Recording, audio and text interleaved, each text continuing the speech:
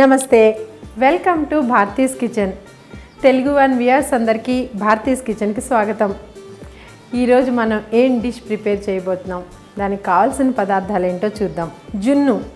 జున్నుకి కావాల్సిన పదార్థాలు: ఆవు పాలు 1 గ్లాసు, మామూలు పాలు పచ్చిపాలు 1 గ్లాసు, 1 గ్లాసు బెల్లం, చిటికెడు మిరియప్పొడి, చిటికెడు యాలక పొడి.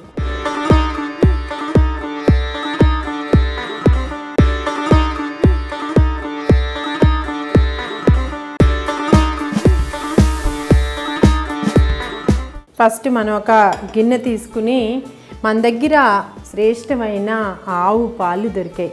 సో ఈ ఆవు పాలు అనేది 1 గ్లాసు జున్ను పాలు. ఇవి ఇందులో అంతే రేషియోలో కొంచెం తక్కువ తీసుకున్నాను నేను. ఈక్వల్ క్వాంటిటీలోనే మనం పచ్చి పాలు పోయాలి.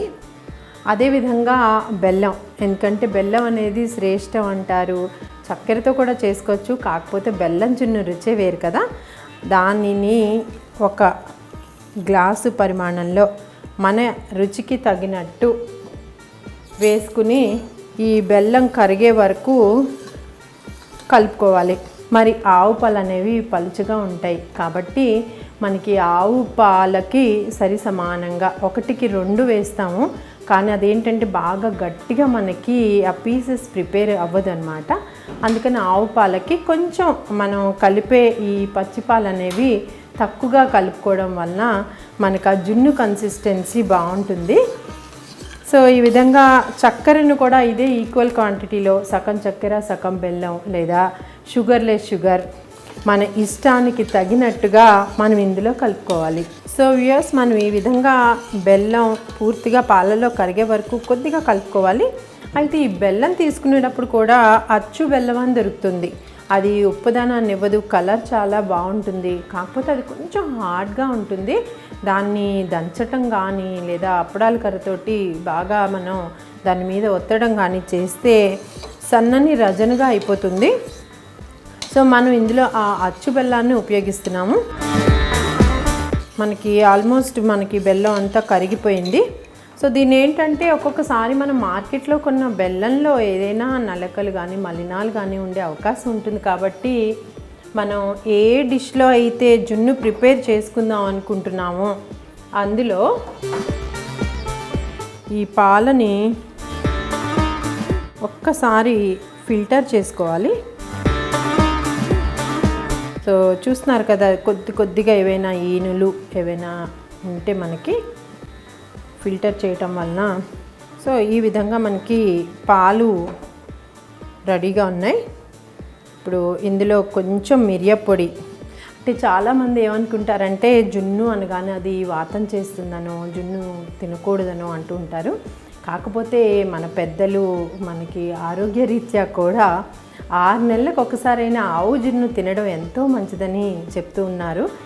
అందుకని మనకి శ్రేష్టమైన డైరీ ప్రొడక్ట్స్లో కానీ పాల వాళ్ళ దగ్గర కానీ మనకి ఆవు పాలు దొరికితే జున్ను పాలు ఖచ్చితంగా మీరు చేసుకుని తినండి. సో అదేవిధంగా మనకి సువాసన కోసం ఇలాచీ పౌడరు ఇలా పైన వేసేసుకుని, ఈ మిరియప్పొడి వేయడం వల్ల ఇందులో ఏదైనా వాతం చేసే లక్షణం ఉంటే కనుక దానిని హరిస్తుందని చెప్తారు. అందుకని మనం మిరియప్పొడిని జోడించుకున్నాం. సో ఇప్పుడు ఇది ప్రిపరేషన్ కుకింగ్ ఎలా చేస్తారు అంటే దీన్ని డైరెక్ట్గా ఉడికించరు, డబల్ బాయిల్ చేస్తారు. మన దగ్గర ఇడ్లీ పాత్ర ఉన్నట్లయితే ఇడ్లీ పాత్ర కానీ లేదా ఇలా వెడల్పైన గిన్నె తీసుకుని ఇందులో వాటర్ పోసి ఇలా ఒక స్టాండ్ పెట్టుకున్నట్టయితే కొంచెం కన్వీనియంట్గా ఉంటుంది. అందులో మన గిన్నెని పెట్టుకుని పూర్తిగా కవర్ అయ్యేలాగా మనం మూత పెట్టుకున్నట్లయితే ఇది సిమ్లో పెట్టి 10 నుంచి 15 నిమిషాల్లో మనకి జున్ను దగ్గర పడుతుంది. అలా మనం దీన్ని ఒక్కసారి డబుల్ బాయిల్ చేద్దాం. సో ఎస్, 15 మినిట్స్ పూర్తయిపోయింది. మన జున్ను కూడా పూర్తిగా ఉడికిపోయింది. ఇదేంటంటే ఎంత చక్కగా కుక్ అయిందో అంతా ఇది చల్లారాలి. పూర్తిగా చల్లారితే మరింత దగ్గర పడి గట్టిపడుతుంది. సో ఆ విధంగా మనం దీన్ని పూర్తిగా కూల్ చేసిన తర్వాత మీకు ప్రజెంట్ చేసి చూపిస్తాను.